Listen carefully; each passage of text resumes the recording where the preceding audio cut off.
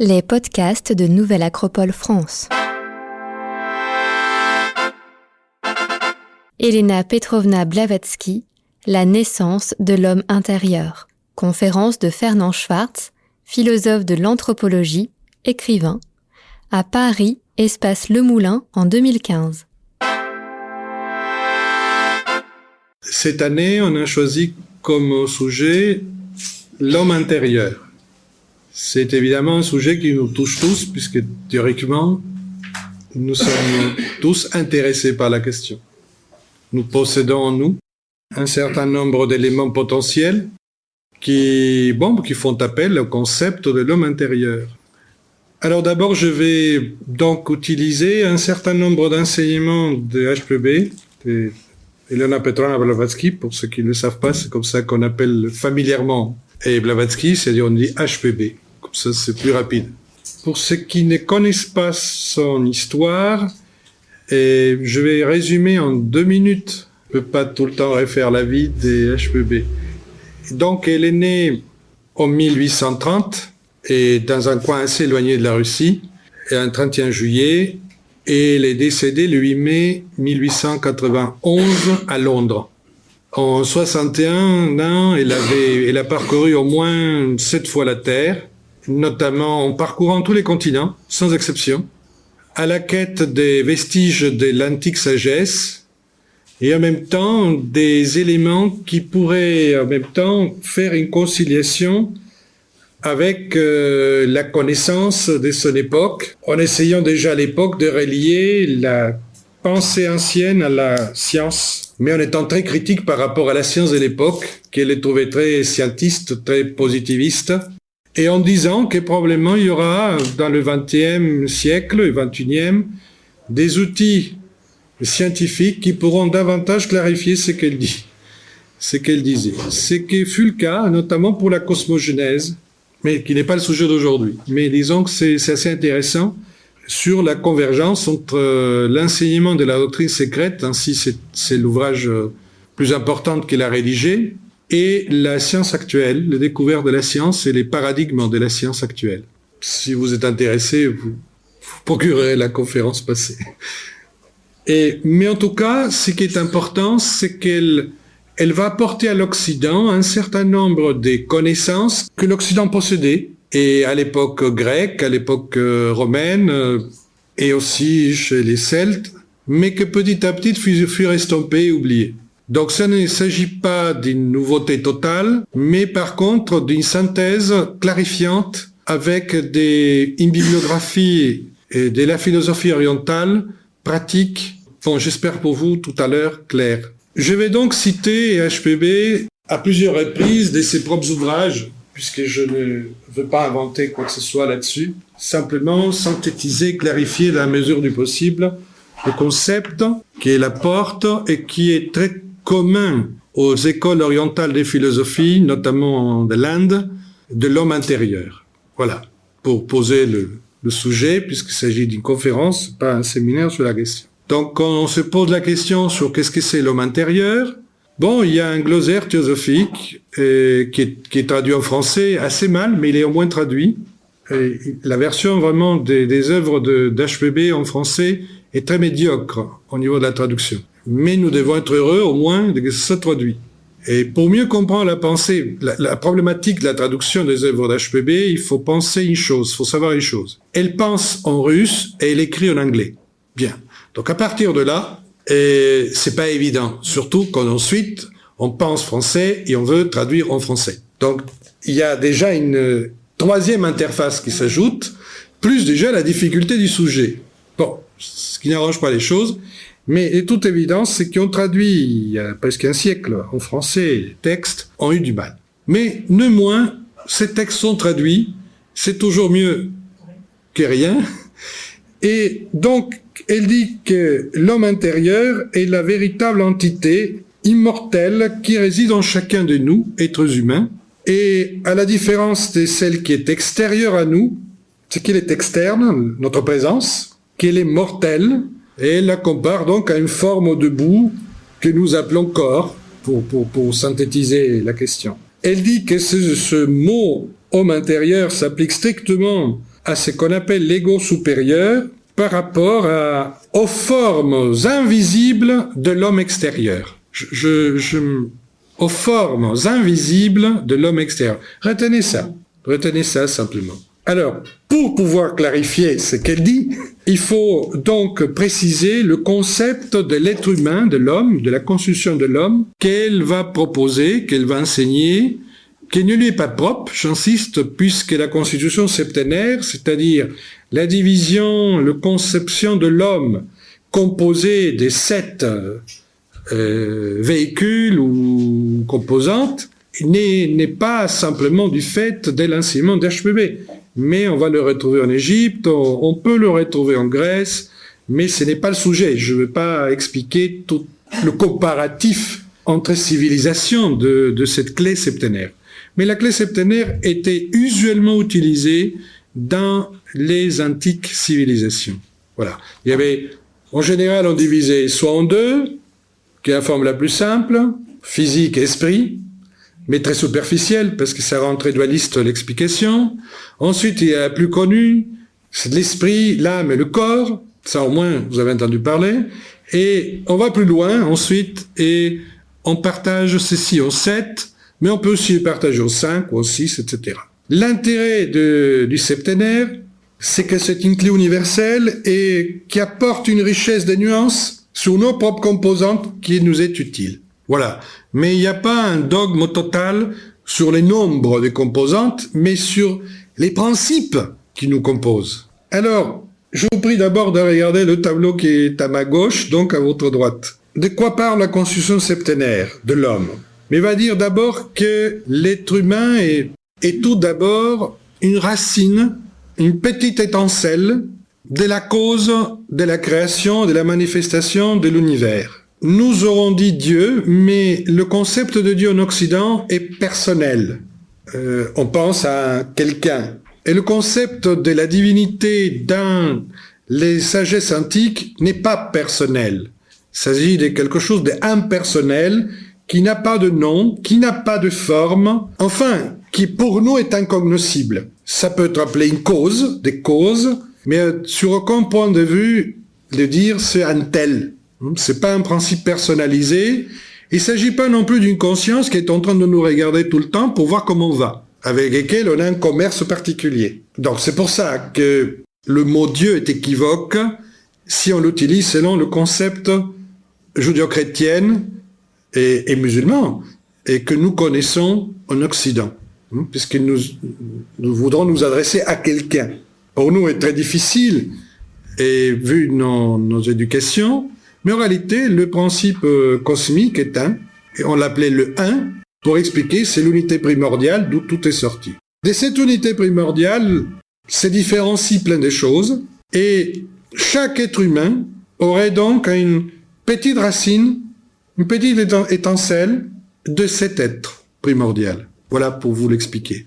Cette racine d'absolu, de spiritualité, comme vous voudrez l'appeler, est appelée en Inde Atma. C'est le principe des choses, l'unité, la synthèse spirituelle de tout et l'origine de tout. Voilà, c'est notre unité à nous. Si nous voulons davantage le toucher, le comprendre, on dirait qu'il est en rapport avec ce que nous pourrions dire notre volonté, notre capacité d'agir au-delà des circonstances, au-delà de l'environnement, c'est-à-dire d'être nous-mêmes. C'est très difficile, parce que nous sommes soumis à plein d'environnements externes et en même temps en nous. Comme on le verra tout à l'heure, nous avons notre environnement. Et quand on veut dépasser tout ça, nous sommes obligés de convoquer la volonté. C'est-à-dire une capacité à nous transcender, à nous dépasser. Voilà Atma. Mais Atma est avant tout ce lien avec l'intelligence qui préside à tout ce qui existe à l'univers. Voilà pour Atma.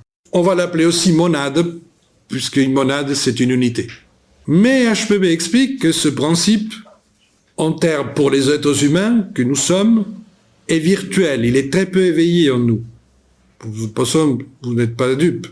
Il est très peu éveillé en nous, et d'une autre part, il a beaucoup de mal, il n'existe pas d'une façon libre.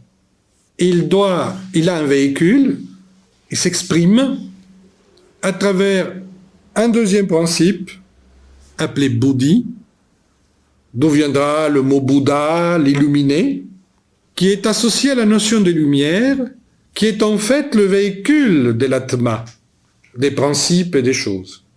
Dans cet enseignement, les choses se propagent par la lumière. Ça ne peut pas vous étonner aujourd'hui avec ce qu'on sait aujourd'hui, en science et de la nature, et l'association à la lumière est aussi bien sûr symbolique, mais réelle, et dans le sens que c'est vrai que quand on comprend quelque chose, on s'éclaire. Et ça fait plus clair, et quand on ne comprend pas quelque chose, ça fait sombre. D'accord ?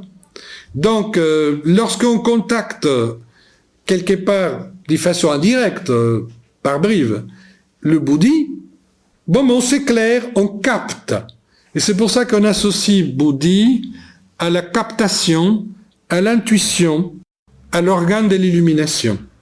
Bon, là, c'est déjà un peu plus proche, vous voyez ? Atma et Buddhi fonctionnent ensemble pour nous, sont notre unité de base. C'est le cœur de l'homme intérieur. Atma, Buddhi. Voilà, c'est dans l'ordre descendant d'une triade. Si nous descendons, nous avons un troisième principe qui, lui, va être beaucoup plus accessible pour nous, parce que lui est éveillé en nous, d'une manière plus ou moins réelle, au moins nos parties. Manas, qui est le mental universel, ou l'intelligence. On va distinguer le mental de deux manières. Le mental qui nous permet de concevoir les choses dans leur ensemble, donc qui nous permet de comprendre les lois du monde, c'est qu'il existe des principes d'ordre universel, et par conséquent comprendre que au-delà des parties et des fragments, il y a une unité, et par là, on l'appellera aussi mental spirituel ou philosophique. Parce que c'est lui, le mental du philosophe. C'est lui qui permet de comprendre des principes, de jongler avec, et de concevoir les choses dans leur unité, malgré leur multiplicité. Ce n'est pas toujours évident de relier des choses apparemment contradictoires dans une seule unité. Ça nous exige un effort toujours de voir toutes ces choses ensemble, et aujourd'hui on dirait voir la complexité, c'est-à-dire l'interaction des composantes dans une unité. Vous voyez, Manas c'est plus proche. C'est donc l'ego actif de l'homme intérieur. C'est le moi actif de l'homme intérieur. Parce que les trois composantes que je viens de citer, la volonté, les racines de l'identité profonde de l'être, potentielle, virtuelle en nous, la capacité de capter des choses, de s'illuminer avec des choses, Buddhi, et Manas, conforment une sorte de triade supérieure aux monades divines, aux spirituelles dans l'homme, que c'est en fait l'entité immortelle dont elle parle, qui est au cœur de nous-mêmes, c'est l'homme intérieur. L'homme intérieur, c'est censé fonctionner en nous, qui nous permettront d'agir avec distance vis-à-vis des événements, des circonstances, avec clarté, avec amour, c'est-à-dire don de soi en total détachement et pas donner une caresse pour en recevoir une autre. La notion d'amour est très particulière aujourd'hui. L'amour est réel, donne sans demander. Dès qu'on rentre dans le calcul, comme on le verra tout à l'heure, ce n'est plus de l'amour tel qu'il est entendu par l'homme intérieur. Donc, cette capacité de droit de connaissance, le moi intérieur, Manas. Manas est le principe actif de l'homme intérieur. Il permet de connecter Atma Buddhi, les principes supérieurs, à notre réalité en tant qu'homme extérieur. Nous avons tous l'homme extérieur. Et c'est pour cela que Manas est importante, parce que sans la connexion de Manas, donc du mental, de l'intelligence qui discerne, notre Atma Buddhi, notre monade, notre être-té fondamental serait totalement inconsciente et incapable de se connecter, de se relier à notre réalité présentielle. D'ailleurs, si Manas disjoncte, Ça nous arrive très souvent. Nous perdons contact avec nous-mêmes. Et c'est comme ça qu'on dit, j'étais un peu perdu, d'un coup je vois plus clair, tu sais, bon, mais tu t'es rebranché, tu dis plip, tu es arrivé à te rebrancher. Justement, l'objectif de ma conférence, tout à l'heure, sera d'expliquer toutes les difficultés que nous avons à nous connecter en permanence à l'homme intérieur qui est en nous. C'est le grand défi de notre évolution, de notre propre évolution. Mais bon, passons maintenant à ce qu'on va appeler donc l'homme extérieur, ou homme temporel. Oui, c'est lui qui va mourir, et c'est lui d'ailleurs qui vous parle en ce moment-là. C'est toute la machine qui est en train de vous parler qui va mourir. Et celle qui m'écoute aussi. Mais si en plus on peut faire l'interface avec Manas, peut-être restera quelque chose d'atemporel et d'éternel dans ce qu'on a réussi à communiquer entre nous.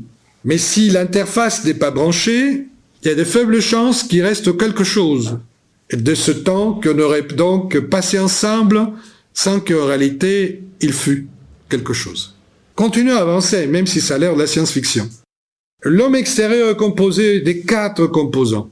Le mental, je vous ai dit, est double. Il a son aspect spirituel, philosophique, universel, dans la base du triangle de notre être intérieur, de notre homme intérieur. Mais le contact du mental avec la manifestation, ici-bas, va produire une deuxième nature du mental, qui est le mental relié au monde du désir. L'homme intérieur habite une dimension où le désir ne l'atteint pas. L'homme intérieur n'a pas de pulsions, n'a pas d'achat compulsif, ne raisonne pas en disant ça me plaît, ça me plaît pas. Il raisonne plutôt est-ce que c'est sage, est-ce que c'est pas sage. Vous voyez la différence? Parce que parfois on aime mais c'est pas sage. Vous voyez? Vous n'êtes pas content, mais vous voyez. Bon. Donc, le mental, le manas, en contact avec le plan de la manifestation, qui en Orient s'appelle kama, ou le plan du désir, ce que tous les psychanalystes ont découvert pour l'homme extérieur, ce qui fonctionne au désir, et va donner une forme du mental plus réducteur, qui s'appelle kama-manas, c'est-à-dire mental de désir. Il n'est pas mauvais. Et il n'est pas mauvais, mais il peut parfois nous faire tourner au bourrique. C'est pas que les choses sont mauvaises ou bonnes, c'est notre emploi des choses qui les rendent bonnes ou mauvaises. Mais on est peu, entraîné à utiliser correctement le kama-manas. D'ailleurs, dans les lycées, ça se fait peu, et dans les écoles primaires, moins. Et nous perdons des années importantes à apprendre à nous guider. Mais on verra ça plus tard. Le kama-manas, donc, est le mental spéculatif, ou le mental qui nous permet de comprendre les détails et de voir à travers les détails. Nous avons parfois tendance à découper les choses, à les rendre binaires et les fragmenter en pensant qu'ainsi on va les comprendre. En réalité, nous savons tous que les choses sont un ensemble, mais ce mental nous permet de voir les choses dans les détails. C'est très bon pour la comptabilité, c'est très bon pour faire du système binaire, pour faire la technologie, c'est très bon pour le calcul, il y a du bon, il y a du mauvais, etc. C'est binaire.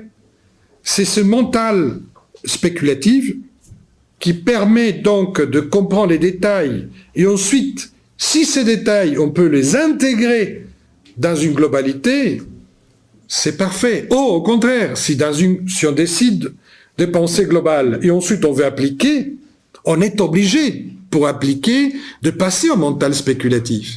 C'est la base de la dialectique. Donc, le jeu entre ces deux formes du mental, universel et particulier, n'est pas du tout dramatique. Ce qui est dramatique, c'est si on commence à voir tout par les détails, et on ne voit jamais l'ensemble. Pourquoi je vous dis ça? Parce que quand on voit les choses par les détails, on perd les finalités. On s'enfonce dans des choses, dans des détails, et on perd de vue pourquoi on les fait. On s'enfonce, on est content de le faire et on est agité en le faisant, et après on se dit mais C'était pourquoi faire. Oh, quand quelqu'un nous pose la question, je me dis, mais tu le fais pourquoi tout ça? Mais d'abord, ça m'a plu, ensuite je me suis laissé entraîner, et après je me suis trouvé avec ça. Ah oui, réfléchissons. Donc on dit, bon, attends, prenons des distances, mais remettons les choses dans le contexte. Donc vous voyez, ce n'est pas le mental philosophique. C'est un mental analytique et pas synthétique. Mais nous en avons besoin. Je peux parler dans un langage articulé et vous pouvez me comprendre parce que j'utilise ce mental. Je mets un mot après l'autre. Je pourrais vous expliquer la même chose simplement par symbole. Mais dans ces cas-là, le manas buddhi devait être très branché. Probablement, vous comprendrez davantage les choses si vous l'avez branché. Mais comme ce n'est pas sûr, on utilise la voie du Kama Manas pour s'expliquer en conférence. Mais dans la voie interne et l'intériorisation, on ne travaille pas en spéculation, mais au contraire en concentration et contemplation des choses et des images et des symboles qui permettent d'unifier les choses pour les rendre vivantes à l'intérieur de chaque être humain à travers l'actualisation qu'ils ont pu développer de leur manas buddhi. Et je reviendrai, ne vous inquiétez pas, mais c'est simplement pour vous perturber un peu, pour commencer à voir les choses. Donc, je sais que ce que je fais comme explication n'ira pas trop loin. Donc, la logique ordinaire est temporelle et dans notre Kama Manas. Et il est notre ego personnel. Il est très égoïste parce que comme il aime bien les parties, il pense que sa partie à lui est l'essentiel des 7 composantes. Ah oui, il est puissant. Il est puissant dans la temporalité, il n'est pas puissant dans l'éternité. Mais comme nous sommes très attachés au temporel et aux circonstances du temporel, nous lui donnons une grande force. Pour l'affaiblir et l'utiliser sans qu'il nous utilise, nous devrions placer notre conscience plus haut, c'est-à-dire en manas. Vous voyez le jeu? Et lui, il fait tout le nécessaire pour qu'on déplace la conscience chez lui, dans le meilleur des cas. Parce que lui, ce qui l'arrange, c'est linga. Linga, c'est les émotions. Et bien sûr, tout le monde se croit rationnel, mais avant tout très émotionnel. Oui, nous pensons quand les émotions nous laissent le faire. Pour pouvoir penser sans être perturbé par les émotions, nous devons donc nous placer au-dessus. Donc, encore une fois, chez l'homme intérieur dans la triade. Vous comprenez le problème, non? Parce qu'il faut monter.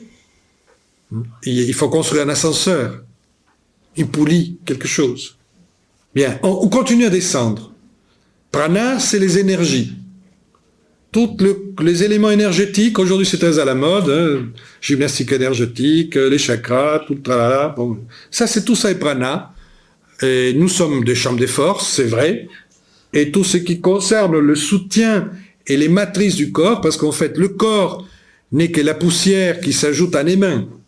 Mettons que les mains est prana et que la poussière c'est le shtula, la nature physique des choses. D'accord?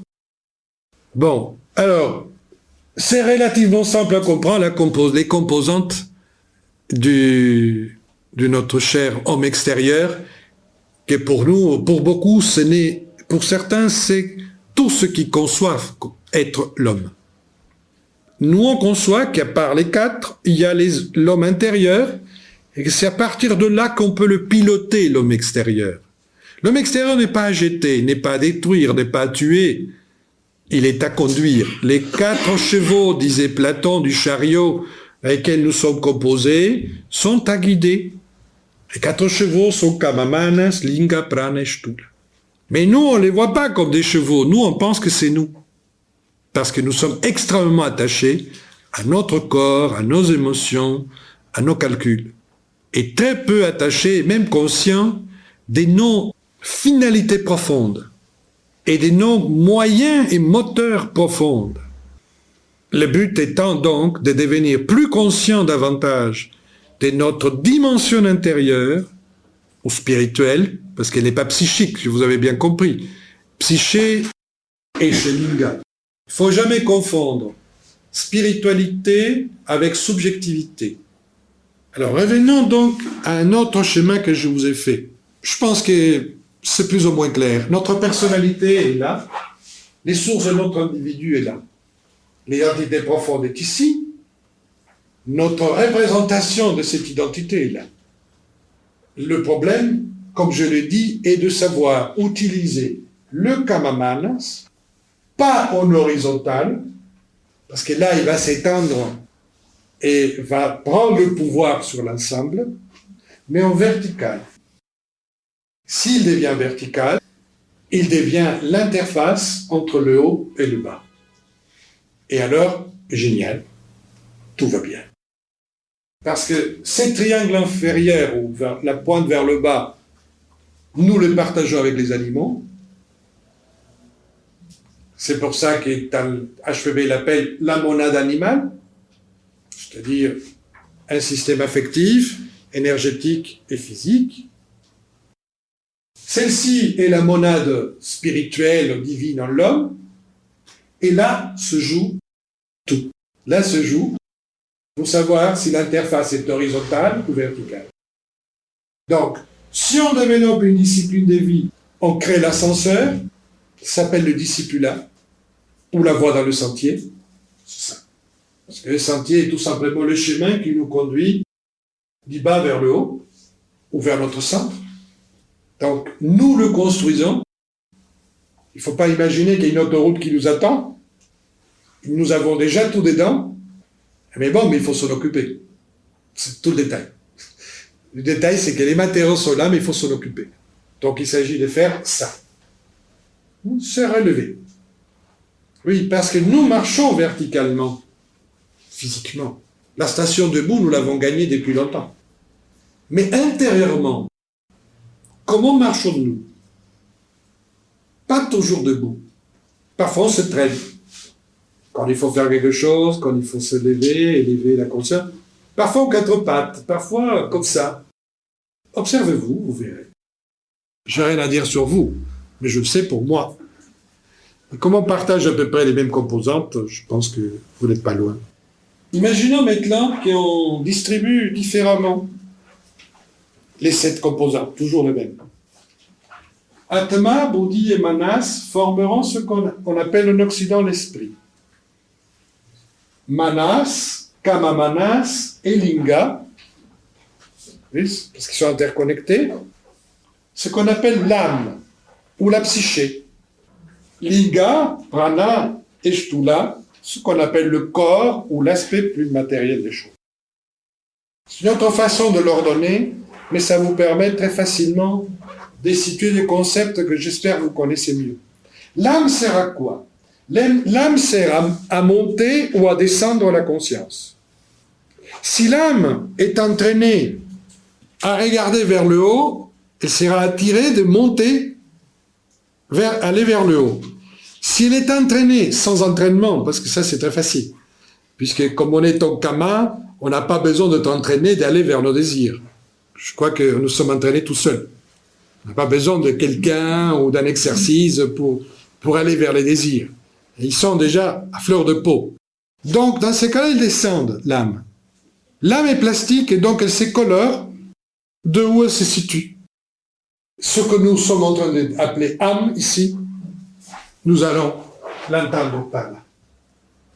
C'est un peu plus complexe, le concept, que la simplification que je donnais là. Mais si vous regardez, vous allez vous rendre compte. Le conduit touche Manas, il touche Linga et bien sûr le Kamamanas. L'homme intérieur est ici. L'être spirituel ou le grand être spirituel est Atma. L'âme spirituelle, ou ce qu'on appelle dans les textes le soi, est Buddhi. Et l'ego supérieur, ou l'âme humaine, par rapport à une âme plus animale qu'on a en nous aussi, parce que nous on a tout le monde dedans, hein. Il y a plein de gens dedans, vous savez, qui se battent en disant « Non, maintenant c'est mon tour à moi, non, maintenant c'est mon tour à moi », c'est Manas. C'est comme ça que HPB les a définis. Et en réalité, on va retrouver ces terminologies dans la Vedanta, dans le bouddhisme, etc. C'est assez courant. Pourquoi on appelle l'âme spirituelle Bouddhi? Parce que l'âme est toujours un véhicule. Âme spirituelle, l'esprit c'est l'ego, Atma. Donc c'est l'âme de l'esprit, c'est le véhicule de l'Atma.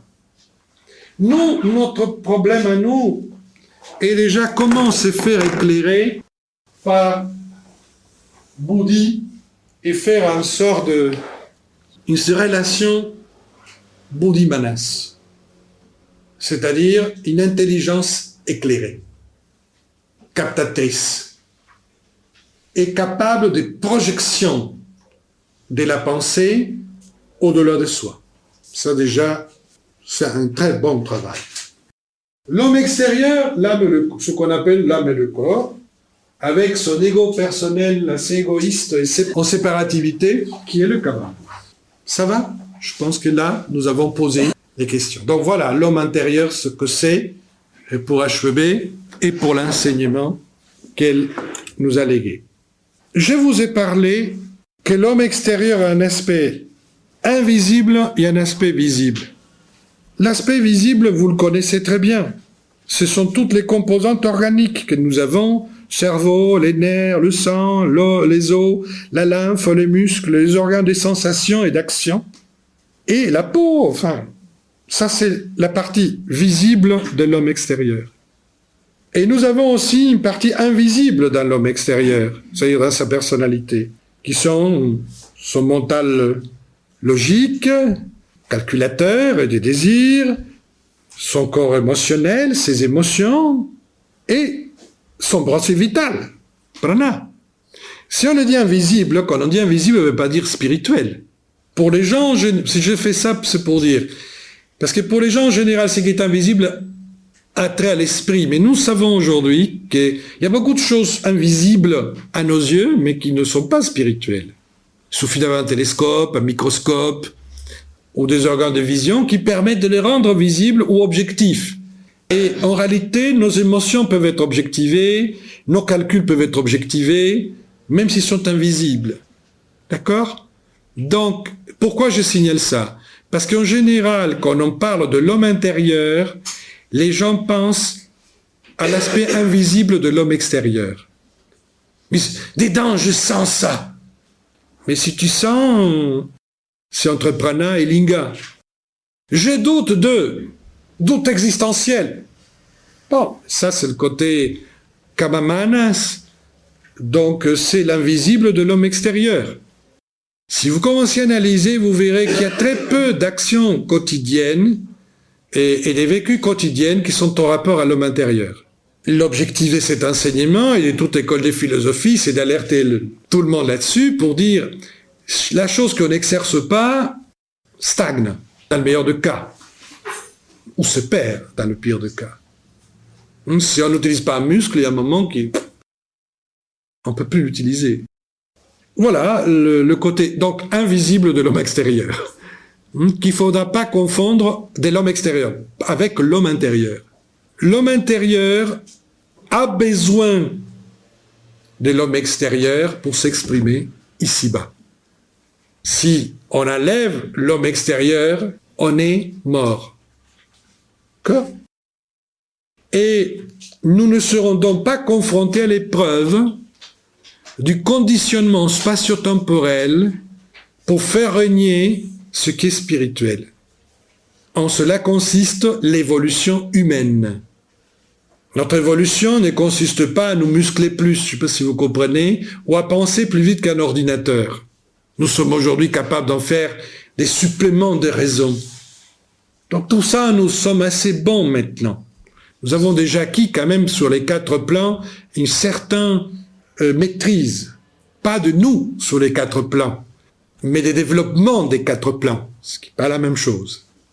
Notre difficulté actuelle, pour notre évolution, c'est d'être moins dépendant et prisonnier de la machine appelée homme extérieur. Parce que si on veut dire, si quelqu'un dit « je veux être moi-même », du point de vue que je vous explique, il faudrait qu'il exprime sa triade supérieure. Son manas, son bouddhi. Donc qu'il soit en liaison, en relation avec ça, pour pouvoir l'exprimer. Parce que s'il n'y a pas de relation, il ne pourra pas l'exprimer. Donc, comment on fait donc pour créer correctement, créer les bases Et à partir de comment on peut arriver à relier l'homme intérieur ou l'homme interne à l'homme extérieur avec harmonie, avec une capacité de nous transcender, de devenir nous-mêmes. Comme je l'ai montré, c'est Manas qui permet la relation. Et je l'avais appelé mental philosophique, comme mon maître me l'a appris, puisqu'en réalité, c'est vrai. C'est lui qui permet de relier l'homme mortel à l'homme immortel. Et si dans l'Antiquité et partout, ils furent développés des systèmes philosophiques, pas simplement d'explication du monde, mais des voies philosophiques avec des exercices spirituels pour se développer, c'était pour ça. C'est parce que l'objectif est simple. Atteindre, c'est différent. Mais l'objectif est simple. Actualiser le plan manassique pour qu'il puisse, d'une part, relier en permanence l'homme extérieur et faire monter la conscience dans le plan supérieur pour qu'il puisse s'éclairer de Bouddhi. Ça, c'est le job. L'entraînement du manas à travers la philosophie permet d'apprendre à transcender les contradictions. Si nous restons avec la spéculation de la logique temporelle, nous restons attrapés par les contradictions. Et l'objectif, c'est transcender le système des contradictions. Sans le nier. Le transcender ne veut pas dire le nier. La vie est pleine de contradictions. Déjà, le système du vivant est plein de contradictions. Comme je dis généralement, bon, la planète Terre, il fait chaud et froid en même temps, il fait jour et nuit en même temps. Ben oui, parce qu'on ne peut pas dire dans la planète Terre est-ce qu'il fait chaud. Mais où? Et par rapport à quoi? Comprenez? Est-ce qu'il fait jour? Est-ce qu'il fait nuit? Où? Où? Comprenez? Mais tout ça se passe en même temps. Est-ce que dans la planète Terre naissent des hommes? Ou meurent des hommes? Mais les deux. Tout est fait des paires d'opposés qui semblent s'opposer et qui sont l'aspect de la même chose. Un aspect de la même chose. Avec une logique spéculative et la logique ordinaire, nous ne pouvons pas dépasser la contradiction. On va être attiré par ce qui m'intéresse. Bon, je vais vivre, pas mourir, donc je m'occupe des vivants. Et on occulte la mort. L'autre nécrophile, il veut voir que le mort, bon, ça oublie les vivants. L'autre aime les jours, et bon, il reste au jour, bon, etc., etc. Donc, l'ego personnel n'est pas préparé à tout ça. L'ego personnel est bien pour faire à manger, nous trouver un job, trouver des moyens de vie, etc. Mais il ne pourra pas nous libérer des entraves dans lesquelles nous sommes. Il faudra de l'intelligence qui discerne au-delà du contradictoire et qui puisse voir ça dans une unité. Donc, il sera obligé de penser en image. Oui, parce que dans une image, vous pouvez mettre plusieurs choses en même temps. Ce que vous ne pourrez pas faire avec un mot. Quand je dis penser en image, je veux dire symbole. Donc, des supports, des connaissances et des principes. Et c'est pour ça que tous les enseignements des sagesses antiques furent toujours sur la voie symbolique. Parce que ça oblige à développer la fonctionnalité manassique et plus tard bouddhique. Ce qui permet le manas est donc la perception de ce qui est métaphysique. C'est-à-dire de ce qui est au-delà des apparences, de ce qui est transcendant. Si nous posons des questions sur qui suis-je et où va-t-on, et de voir des choses transcendantes dans des choses temporelles, c'est parce que nous avons une fonction à l'intérieur de nous, de notre conscience, qui nous permet donc de capter une dimension autre que celle qui est temporelle. Et c'est ce manas qui est le penseur, le pèlerin ou le questionneur de ces choses-là.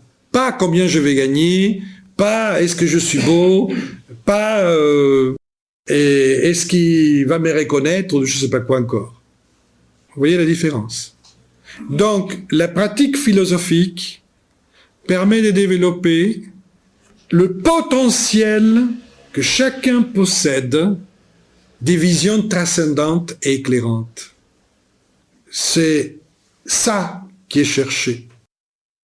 que par un questionnement, une manière d'agir pour pouvoir incarner ce dont on dit, cette fonctionnalité puisse avancer, se développer. Donc, quelle est donc l'épreuve pour chacun? La première épreuve dans le sentier pour HPB, pour avancer dans l'évolution de l'homme intérieur, enfin, le rendre actif. Donner la vie à la vie intérieure. Oui, nous devons donner la vie à la vie intérieure.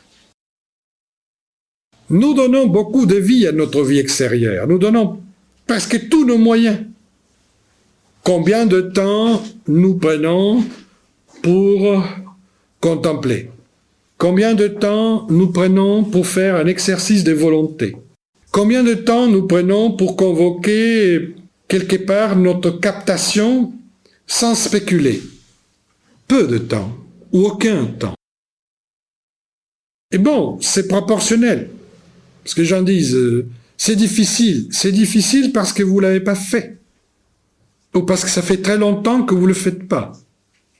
Une petite discipline de vie, avec quelques exercices simples, pour convoquer la concentration, pour convoquer l'homme intérieur, permet petit à petit de le stimuler, donc de lui donner vie.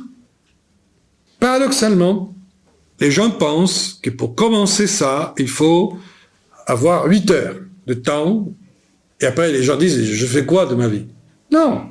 D'abord, vous ne tiendrez pas le coup. C'est comme quelqu'un qui voudrait commencer à pratiquer un art martial, pour donner quelque chose de plus simple, un qigong, tai chi, karaté, ce que vous voulez, et vous allez dire, bon, mais moi je vais m'entraîner 8 heures. Vous allez vous casser les reins. Pour pouvoir arriver à 8 heures de pratique, vous devez pratiquer beaucoup d'années. Donc soyez très tranquille. Le crédit à donner au départ pour ce type de pratique est, dans le meilleur des cas, pour s'initier au départ d'une demi-heure de travail journalier. Combien de temps pouvez-vous être en train de fixer une idée sans que l'idée vous échappe? Bien. Voilà. Donc, combien de temps vous pouvez fixer une image sans que l'image devienne autre chose? Vous voyez ce que j'essaie de vous dire? Bien. Donc, vous voyez, les gens disent, j'ai pas le temps. Je dis non, justement, ce temps-là, tu l'as. Quand j'étais jeune, j'ai beaucoup pratiqué pendant que j'attendais le bus. Dans le métro aussi, c'est possible, parce que l'essentiel, c'est d'apprendre à ne pas être dépendant de l'environnement. Donc, ça peut se faire tout le temps, contrairement au oui-dire. Pour faire des grandes pratiques et rentrer, je sais pas, comme mathématicoïde dans l'école pythagoricien, on verra plus tard. Et pour être un grand initié des temples égyptiens, on verra plus tard. Pour l'instant, il faut démarrer, c'est-à-dire donner vie à la vie intérieure. Parce que, quand mon maître avait très bien expliqué, il m'a dit, Fernand, l'énergie que tu as est une. Où tu la placeras, elle donnera des fruits. Donc, il faut se donner un terrain philosophique et des pratiques philosophiques qui permet donc de stimuler la question. Vous voyez, c'est finalement assez simple si vous décidez de le faire tout le temps. Oui, parce que la question est la même toujours. Est-ce qu'on peut faire ça 1 fois par mois? Oui, bien sûr. Mais ça ne donnera aucun effet. Mieux vaut 15 minutes tous les jours. C'est le rythme qui est important. Le rythme. Même s'il est très peu, ce qui est important, c'est le rythme. Parce que, à la fin, il faut qu'on soit en rythme avec tout. Le rythme veut dire, tout simplement, qu'on tourne synchronisé aux autres roues qui évoluent. Et étant rythmé, donc en synchronicité avec l'ordre du monde, de la nature et des gens, et c'est plus simple. Ça devient plus léger. Il y a effectivement la peur à la vie intérieure. Les gens disent, bon, mais tout ça est beau, mais j'ai peur. Oui, parce qu'évidemment, l'ego égoïste personnel, d'abord, il sait qu'il peut perdre le pouvoir. Il faut déjà savoir que vous êtes un... Mais oui, c'est une lutte sociale que vous avez chez vous. Il y a les revendications catégorielles, qui sont dans l'ego personnel, dans le Kamamanas, et l'intérêt général qui est prévu par Manas. Hein, je vous l'explique d'une façon simple pour que vous compreniez. C'est la grande dialectique qui s'est mise en place entre Manas et Kamamanas. Et donc, l'ego personnel va avancer à reculons, parce qu'il sait qu'il va perdre de privilèges. 15 minutes de moins pour fantasmer, 15 minutes de moins pour désirer, 15 minutes de moins pour être distrait. Ah, on cède du terrain. Oui, j'essaie de vous l'expliquer en lutte syndicale parce que c'est plus simple et très à la mode. Oui, parce que tout ce que nous avons à l'extérieur de la société sont tous les mécanismes qui nous habitent. Ouais, dedans, dehors, c'est le même combat. C'est la même chose. C'est la même chose. C'est une chance, parce que les lois étant les mêmes, on peut trouver les mêmes solutions. Mais je crois toujours qu'il faut commencer par soi-même. Il n'est pas bon de prêcher des recettes qu'on ne pratique pas. Donc il y a cette peur, qui vient en fait d'un manque de confiance, et surtout d'une peur fondamentale. L'action. Peur de l'action. Et je vais m'expliquer. Parce que vous me direz, mais non, mais c'est contradictoire tout ça, ça n'a rien à voir que nous agissons, nous faisons plein de choses. Oui, oui. Plus les gens sont prisonniers de l'homme extérieur, plus ils friment, plus ils font des choses. T'as vu, je fais ça, je fais ça, je fais ça. Et où est-ce que tu es allé ce week-end? Je suis allé là. Et qu'est-ce que tu as fait là? Et je fais ça, et je fais ça, et je fais ça. Et on se noie dans tout ce qu'on a fait. Et tu as pris du recul, tu as pris la distance, tu as intégré quelque chose. Quelle est la loi des sagesses que tu as pris en faisant tout ça? Qu'est-ce que tu as capté de tout ça? Bon, je me suis amusé, c'était bien. Non, mais essentiellement, bon, l'homme extérieur fait beaucoup de choses. Il adore plus. Il est très dispersé. Ça l'empêche donc d'être concentré, donc de se rendre compte de la folie dans laquelle il est, et de ne pas agir avec discernement. Il a perdu son intelligence. Il a perdu contact avec son intelligence. C'est pas de cette action qu'il a peur, l'ego personnel. Bien sûr. Si on lui proposait faire un coup philosophique, un dimanche philosophique, une fois chaque 3 ans, et pour s'éclater, et on va changer. On va changer les philosophes. On va changer ton disciple. Allez. Oh, génial. Je me suis amusé, c'était beau, intéressant.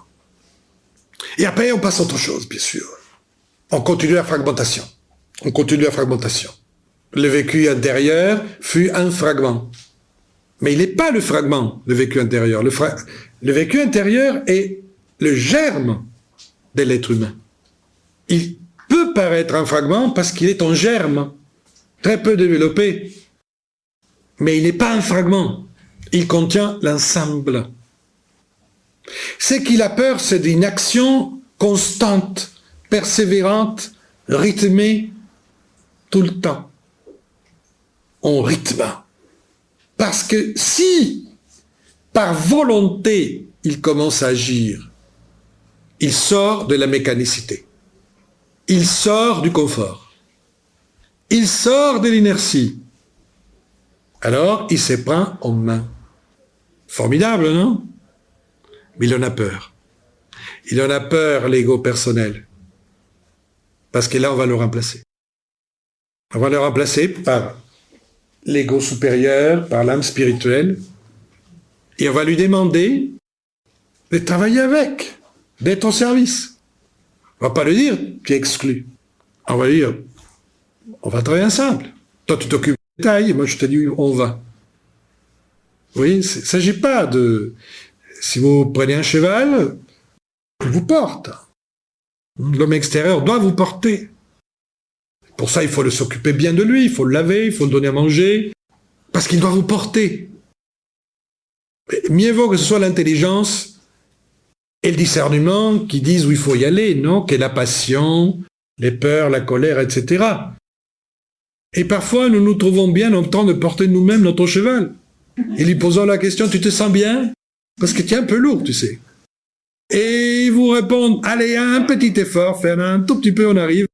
Ça vous est jamais arrivé? C'est terrible. Donc il faut inverser les rôles. On n'est pas fait pour porter un cheval, nous. On n'est pas fait pour ça. Donc, première épreuve, donner la vie à la vie intérieure, passer à l'action, pour agir avec intelligence et à partir de l'homme intérieur, vaincre la peur de se mettre en action. Au départ, les résultats seront simples. Rien de mirobolant, vous n'allez pas l'éviter, ne vous inquiétez pas, vous allez acquérir aucun pouvoir au début. C'est bien, ça vous rendra humble. Et vous allez voir que vous pouvez avancer en vous tenant la main par le haut. Donc, il s'agit de se vaincre par une auto-affirmation de soi-même. On s'affirme sur soi. Les gens aiment bien s'affirmer au détriment des autres. Qui va-t-on écraser ce matin? Et sur qui on va cracher? Qui va-t-on critiquer? Sur qui on va marcher? Super. Ah, je me suis fait 3. J'ai 3 marchepieds. Je me suis défoulé, je dis ça et ça et ça. Ah, super. Les lingas contents, hein, mais pas très intelligents. Il faut justement s'affirmer sur soi, sur son corps, sur ses énergies, sur ses émotions, sur ses calculs. Alors là, c'est une auto-affirmation de soi. Là, ça y est. L'identité profonde ne se laisse pas faire et progresse. Bon, réussir ça au moins une fois par jour, pendant 1 minute, c'est bon. Après, on sombre, bien sûr. Mais il faut petit à petit développer les anticorps. Pourquoi je dis que tout cela est de la philosophie? Parce que ça exige une terrible auto-observation, une très grande distance, et en même temps, une très grande capacité de rentrer dans les choses. Donc c'est en arrière et en avant. Gestion de contradictoire. On pense et on agit, on pense. Oui, on ne va pas dire « je pense » et après je dis « j'agis », c'est foutu. Une pensée sans action est stérile. Et une action sans pensée est un désastre. Donc, on peut dire que se conquérir soi-même résiderait tout simplement dans la capacité de connecter la conscience ici, pour que l'homme intérieur commence à activer globalement la personnalité, ou les 4 composantes, et que les 4 ne dictent pas leur loi particulière à la conscience unificatrice. Dès que je me place ici, je ne pourrai pas contrôler l'ensemble. Réfléchissez, vous comprendrez. Si vous vous placez dans votre émotion, vous serez happé par le plan émotionnel. Après, il vous lâchera, comme les émotions ne sont pas permanentes, et à un moment donné, il vous lâche. Bon, c'est l'estomac qui vous dit, maintenant c'est à moi. Et quand vous l'aurez donné à manger, après, la pensée va vous dire, bon, mais maintenant, j'ai quelque chose à te dire. Mais ça se fera dans le désordre. Ça se fera dans le désordre. Terrible désordre. Bon, que nous connaissons tous. Donc, je sais que je vous ai rien dit de particulier. S'il y a quelque chose qui n'est pas clair, je peux le répéter. J'ai noté que cette philosophe était à peu près contemporaine de Rudolf Steiner et qui a travaillé à peu près sur les mêmes... qui a été au courant de la sagesse hindoue et qui a développé également des termes analogues. Mais avec Rudolf Steiner, il a donné des indications d'exercices très précis. Et je veux savoir si Elena Blavatsky a fait de même, s'il y a des exercices. Bien. Tout d'abord, ce qu'il faut savoir, c'est que Rudolf Steiner a pris les enseignements d'HPV. Il était théosophe. Ensuite, il a fait une scission pour christianiser le mouvement. Donc, la filiation est réelle, bien que lui a pris son chemin à part. HPB a laissé des exercices pour les aspirants et qui sont plus complexes que celui que Steiner a fait, puisque ce qu'elle a laissé comme exercice, c'était déjà pour des gens qui étaient relativement avancés dans le sentier. Et puisqu'il y a une école interne dans tout ce qu'elle a fait. Nous, ce que nous avons fait, c'est développer des exercices dans nos cours de philosophie beaucoup plus simples, pour l'adapter à la réalité quotidienne. Puisque pour l'instant, nous sommes là. C'est la raison pour laquelle, dans nos cours de philosophie d'Orient et d'Occident, après les 3 mois d'introduction de base, nous avons une matière qui s'appelle psychopratique, dans laquelle on commence à introduire les exercices d'attention, de mémoire, de concentration, de travail sur le mental, etc. Parce que nous pensons effectivement qu'il faut un travail quotidien, un travail concret. Je résume. Ça peut être la débâcle. La débâcle. Justement, dans ces exercices de mémorisation, personnellement, ça a été la débâcle. Oui, mais au début, tout est débâcle. Nous ne pouvons pas imaginer que nous allons, et du premier coup, avancer. Je pense qu'il faut accepter, quand on commence un exercice, la vérification du check-up de la situation. Et chacun va avancer par rapport à ce qu'il est et ce qu'il pourra faire. Ne vous inquiétez pas. Il y a des débâcles qui sont pires. Surtout, ils sont d'ordre moral. J'ai simplement voulu répondre rapidement. Oui. Est-ce que la notion de bonheur existe chez l'homme intérieur? Oui, c'est l'unique notion de bonheur concevable. Justement, c'est une belle question. Je vais développer un tout petit peu pour que vous ne soyez pas étonnés. Et le bonheur de philosophe était déjà bien clarifié par les Grecs anciens par un mot qui s'appelle eudaimonie. C'est un mot grec qui veut dire se relier à son daimon, à la voix de sa conscience, être relié à Manas. L'eudaimonie, si on la traduit dans le schéma que je dis, est la capacité de la conscience à se relier à son discernement, son intelligence, et de rester uni à elle. Et justement, les anciens disaient que l'être humain qui arrive à cela, à l'eudaimonie, qui est un état qui disait des makarios ou des saintetés, mais pas tel que nous, disons, de spiritualisation, rendait jaloux les dieux. C'est une façon de dire que l'être humain qui arrive là arrive à son état, entre guillemets, divin ou spirituel, sans arriver à être sculpté dans un piédestal. Donc ça, c'est l'eudaimonie, et qui est le but de tout le cheminement philosophique de ces écoles. Mais le bonheur, pour ça, j'écris un petit livre sur Socrate, où je développe la question du bonheur, justement. Je l'ai développé parce que lui est un homme heureux, et il avait réussi l'eudaimonie par son travail à lui, des philosophes et d'être social.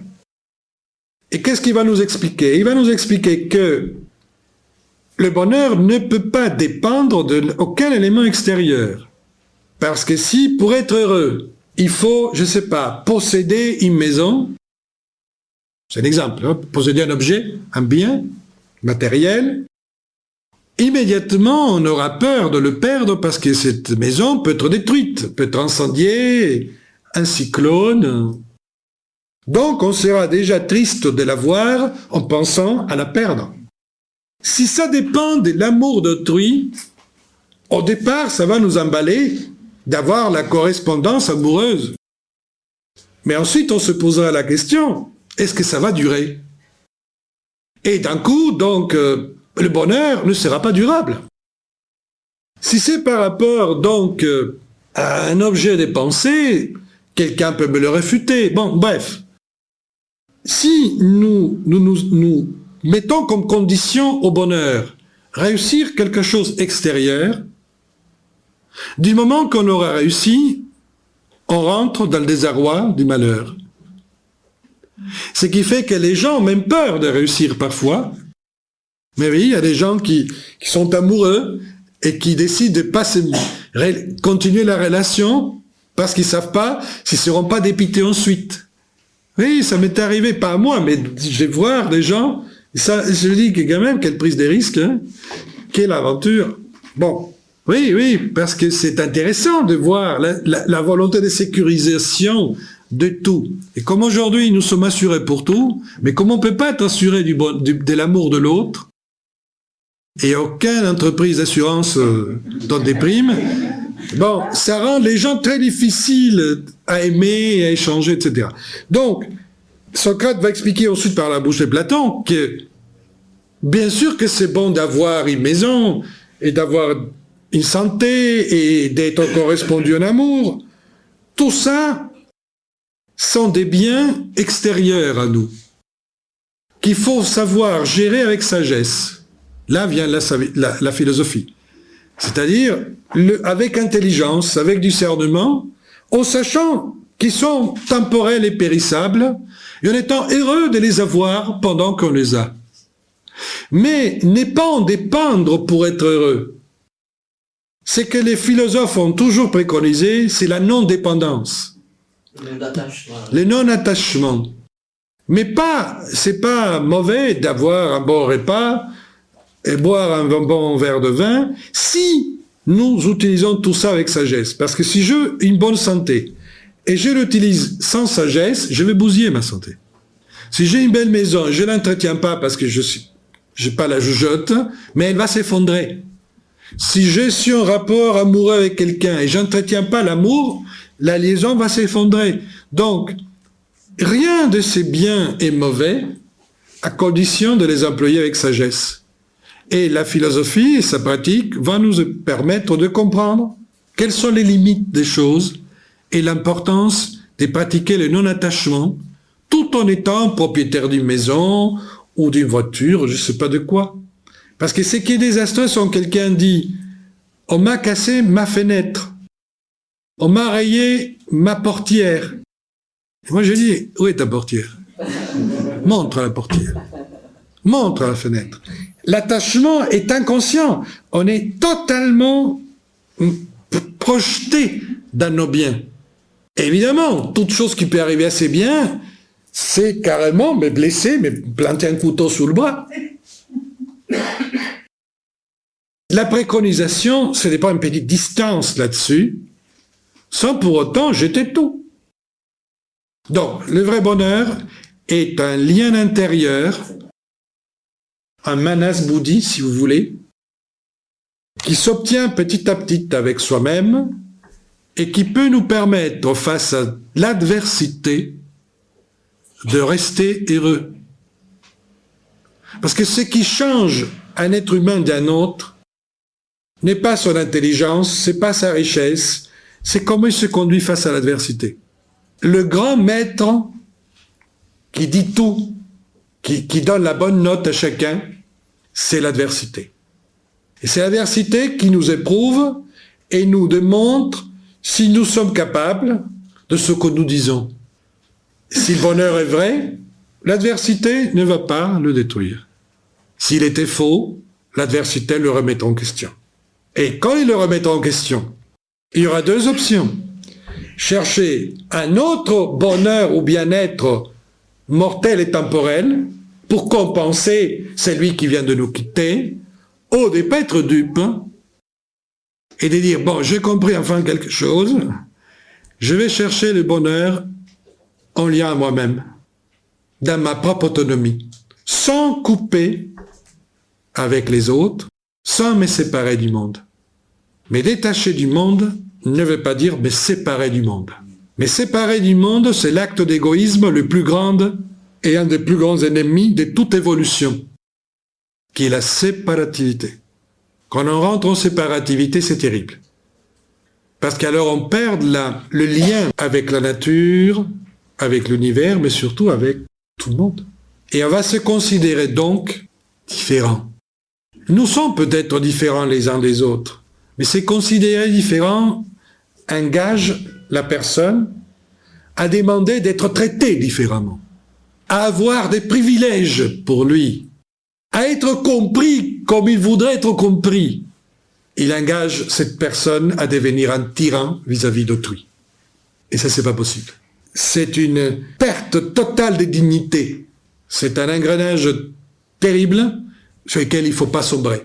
Mais donc, notre actuelle société facilite largement les choses. Et c'est pour ça qu'il faut qu'on soit très vigilant. Détachement, oui. Séparativité, non. Parce que la séparativité, c'est le jeu de notre cameraman, assez égo-personnel. Lui, il veut être séparé des autres. Il y a moi et les autres. Vous voyez? Et ça rend pas heureux les gens. Un égoïste n'est jamais heureux. Le niveau de conscience de l'humanité en tant que tel, reste à peu près médiocrement pareil. Au-delà des époques. Elle avance globalement très lentement. On ne peut pas dire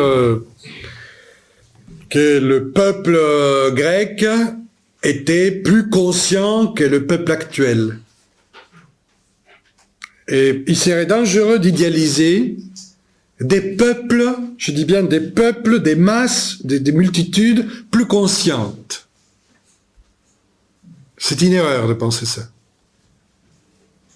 C'est une grave erreur qui crée ensuite des dérapages plus qu'incontrôlables. Là, c'est beaucoup plus que l'histoire de la mémoire. Par contre, dans l'histoire d'un peuple, ou dans le développement d'un peuple, ou d'une civilisation, il y a effectivement des époques où il y a des institutions qui parviennent à se concrétiser, à se mettre en place, qui peuvent favoriser le cheminement que nous venons d'expliquer. Lorsque ces institutions, écoles de philosophie, système initiatique lambda, enfin peu importe, fonctionnent, ça donne des opportunités croissantes à un certain nombre de personnes intéressées d'accroître leur niveau de conscience individuelle et évidemment collectif par rapport au groupe en question. Mais jamais d'une manière massive. Parce que, en même temps qu'il y a l'école des Pythagore, les mystères d'Éleusis pour comprendre la Méditerranée grecque, donc des écoles de philosophie d'un type initiatique, des mystères à Éleusis quand même de haut niveau. Mais il y a plein de Grecs qui pensent que Dieu est Zeus avec une foudre, avec une grande barbe. Et justement, Platon se moque de cela, Socrate commence à dire « mais non, ça c'est pas Dieu ». Vous voyez ce que je veux dire? Il ne faut pas se tromper entre les 5 à 10 000 citoyens d'Athènes qui étaient à peu près dans la démarche dont on parle et les 250 000 habitants d'Athènes. Oui, c'est vrai, la proportion est plus grande chez eux que chez nous. Vous comprenez ce que j'essaie de vous expliquer? Parce que ça veut dire que pour 2,5 millions d'habitants, il y a au moins 100 000 personnes qui sont en démarche progressive, discipulaire, etc., etc. Ça fait beaucoup de monde, heureusement, hein. C'est excellent. C'est excellent. Donc, effectivement, si les institutions, c'est-à-dire les écoles, les systèmes de travail peuvent se mettre en place, il y a une offre plus importante, et comme quand même les êtres humains ne sont pas tous des navets, il y a plein de gens qui vont être intéressés et qui vont agir et interagir, etc. Si le système éducatif, entre guillemets, n'est pas offert, on n'a pas pu s'installer, c'est beaucoup plus difficile. Beaucoup plus difficile. Donc, on peut observer, je répète, une évolution très lente de l'évolution collective de l'humanité, une accélération possible pour ceux qui sont plus sensibles à la question, plus perceptifs sur la question, oui, à condition qu'il existe dans cette société, donc dans cette civilisation, des éléments de formation initiatique ou philosophique adéquates. Et quant au Tibet, pour donner un exemple, il y a la conjonction entre des mystiques bonpo tibétains et des gens des véhicules Mahayana du nord de l'Inde, vers le 7e, 8e siècle après Jésus-Christ. Ils font conjonction, d'un coup, des écoles initiatiques, au-delà de la religion bouddhiste, se mettent en place, et vous trouvez devant des gens une offre des formations et des qualifications spirituelles inattendues. Et 1000 ans avant, ou 2 siècles avant, il n'y avait rien. C'est-à-dire qu'il y a une histoire et des cycles que par alternance et intermittence, dans toute la planète, d'un coup, permettent d'ouvrir ce type de canaux. Tout ne se passe pas au même temps et tout ne se passe pas au même endroit. Comme si la gestion interne de l'humanité, s'il y a un homme interne, il y a une gestion interne de l'humanité, au niveau de la sagesse, bon, c'est fait par des rythmes et en fonction de besoins de l'histoire. Donc, je disais ça pour ne pas être dupe. C'est si nous n'encourageons pas, si les êtres humains n'encouragent pas ces systèmes, le système, même s'il y a un grand maître de sagesse, passe à l'as. Il ne se passe rien. Parce qu'il faut qu'il y ait une démarche à double sens. Il faut probablement des instigateurs avisés, bien, et des gens qui accrochent, et qui sont capables de transmettre ceci de génération en génération pendant un temps. Donc, qu'ils aient conscience historique, et pas simplement une conscience personnelle par rapport à leur bonheur à eux. C'est pour ça qu'HPV dit à un moment donné, tout le monde veut s'occuper de lui, mais peu pensent à s'occuper de tous. Et les agents de transformation ne sont pas des gens qui pensent qu'à eux. Ce sont des gens qui pensent à tous.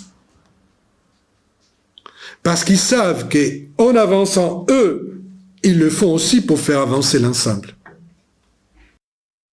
Par rapport à l'Égypte, c'est vrai qu'il y a une très haute qualité initiatique à l'Ancien Empire, et petit à petit, ça descend.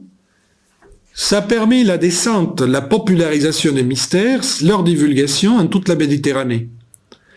Si ils n'auraient pas mis, entre guillemets, si on n'aurait pas mis de l'eau dans le vin égyptien, les peuples nouveaux, les jeunes arrivants barbares de l'Europe, n'auraient pas pu accrocher.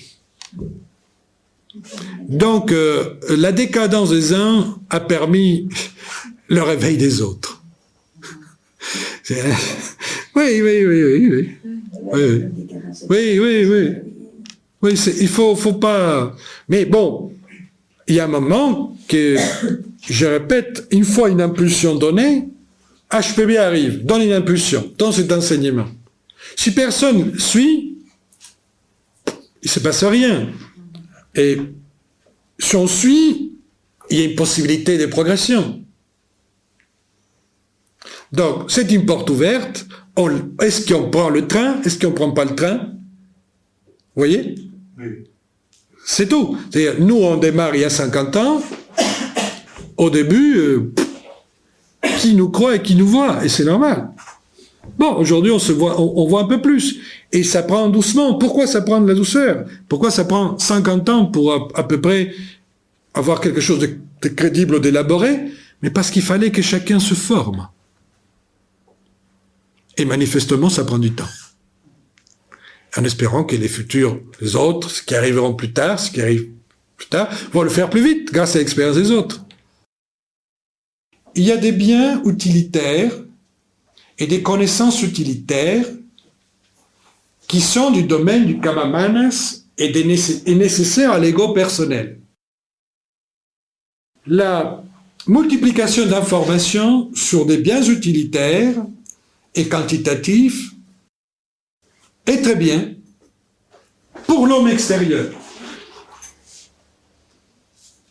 Donc, il n'y a rien de mauvais en cela. Je le dis tout de suite pour que ce ne soit pas mal compris ce que je suis en train de dire. La diffusion d'éléments pragmatiques d'utilisation parfaite. Mais le problème, c'est que de toute façon, ces informations ne sont pas distribuées aujourd'hui avec un discernement qui permet les différencier entre les utiles, les non utiles. Quel discernement on est en train de développer devant un tel outil d'information? L'information, ok. Toujours, je répète, pour l'homme extérieur. Mais même pour l'homme extérieur, aujourd'hui, nous sommes devant un problème, la surinformation et l'incapacité à gérer ces informations. Plus un deuxième problème, l'immédiateté est telle que ça agite excessivement le kanamanas, qui est désirante tout le temps, et qui ne sait plus où donner la tête. Donc, la dispersion provoquée par cela, le sentiment d'impuissance de que je n'arrive pas à prendre tout, le fait de que les émotions sont de tous les côtés, provoque malheureusement une dispersion chez l'homme extérieur qui le donne un frein et un handicap supplémentaire pour se poser la question « qui suis-je ou vais-je » Si la même information, je répète encore une fois, parce que je n'utilise cette information, donc moi, elle ne me gêne pas,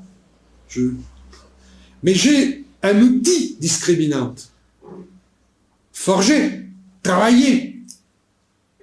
Nous devons apporter l'outil discriminante à l'ensemble pour qu'il puisse utiliser correctement les informations et qu'il soit noyé. On est en train de donner d'abord l'information et on ne donne pas l'outil discriminant. Donc déjà, au niveau de l'appropriation du Kamaman, ce qui est l'outil discriminant de base analytique, nous sommes en porte-à-faux. Nous sommes en train de noyer l'esprit et de provoquer encore des voiles. La conscience, je reviens maintenant simplement, la conscience intellectuelle n'est pas du tout suffisante pour pouvoir progresser. On est obligé de placer le mental avec une action. Mental plus action égale expérience. Bonne ou mauvaise? Je dis expérience. On retire quelque chose. Parce que la tête était dans l'action et l'action fut quand même pensée. Donc d'un coup, on peut tirer quelque chose. Mais nous ne sommes pas non plus en train d'apporter aux personnes, aux gens de la planète, comment agir avec conscience. On est en train de leur dire, si vous le savez, ça suffit. Mais lisez, signez, protestez, ça suffit. Ça suffit pas du tout. Ça suffit pas du tout. Si chacun commençait à appliquer les consignes, les comportements, les attitudes et les valeurs, on s'agiterait moins, et là, oui, on pourrait progresser plus. Ça dépasse un peu l'intellect. Mais pas du tout. Je les connais parce que je leur ai enseigné. Si je les amène au terrain, sur le terrain, ils n'ont pas l'endurance. Certains oui, certains non. Et là, d'un coup, on revient à la normale, c'est-à-dire sans intellect, bien rempli, bien connaisseur, quand il faut pratiquer, on va trouver 10. Parce que l'enseignement est biaisé. On est obligé d'amener tout le temps au terrain, certains le font aujourd'hui, et accepter une chose, la connaissance appliquée va me demander un développement moral. Et donc dans ce cas-là, Donc d'un coup, Là, je me qualifie. On le voit dans l'entreprise. On le voit dans les styles de management. Il y a des styles de management dans lesquels vous utilisez les compétences de quelqu'un, ou dans d'autres formes de management dans lesquelles vous travaillez par rapport à des valeurs et un travail qui doit se développer de l'intérieur. Mais on est en train de redécouvrir la poudre.